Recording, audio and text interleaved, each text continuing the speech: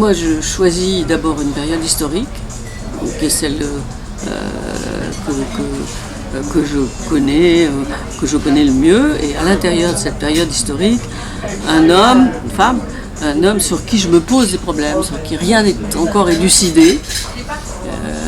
Même si plusieurs livres ont déjà été écrits, aucun ne me va et je veux aller plus loin et je veux avoir d'autres archives et d'autres témoignages. Et voilà, c'est comme ça que je choisis tout ça. En tout cas, c'est comme ça que j'ai choisi le prochain. Vous avez choisi qui alors? J'ai choisi Jacques Doriot. Pourquoi? Parce que je connais très bien la période de l'avant-guerre et de la guerre. Et c'est un leader anciennement communiste, devenu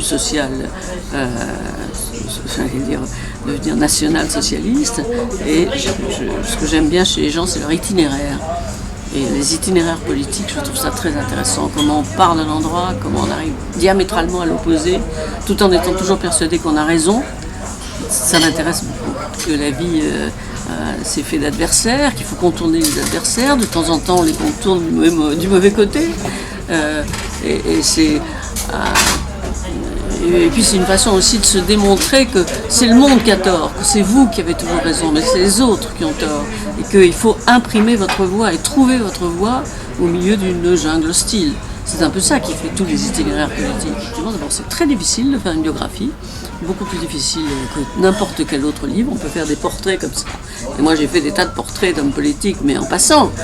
Mais si vous entrez vraiment sur la jeunesse, les conditions de la jeunesse, et ça, ou sur après l'homme mûr, les difficultés, non, tout n'est pas connu. Tout n'est pas connu. Le parcours d'un homme politique se juge à l'aune de son ego? Un ego, oui, d'abord, ils ont beaucoup d'ego, mais il faut dire qu'ils ne sont pas les seuls, hein. Ils ne sont pas les seuls. On est entouré de gens qui ont des égos et de guerres d'ego, que ce soit à la télévision, dans la presse, en politique, franchement, dans les arts, c'est pareil. Non, c'est pas seulement l'ego, encore une fois. C'est l'idée que ce qu'on a à dire et ce qu'on a à faire est important, est primordial. Que ça changerait éventuellement le monde. Beaucoup ont commencé à droite, ont fini à gauche. Davantage ont commencé à gauche, ont fini à droite. Voilà, en fait, le cynisme absolu n'existe jamais en politique. Et s'il existe, il ne marche pas.